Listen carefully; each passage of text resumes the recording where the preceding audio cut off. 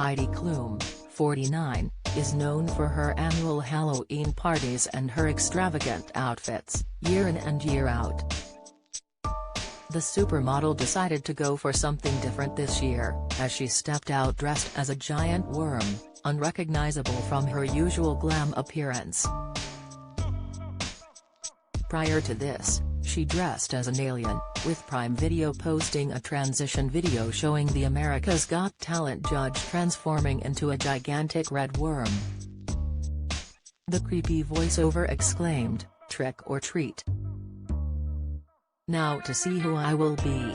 Heidi ditched her ribbed worm costume whilst inside the party and put on a jaw-dropping display in a sheer bedazzled bodysuit, paired with brown boots. However, surprising many, Heidi did not take the worm makeup off her face as she partied the night away.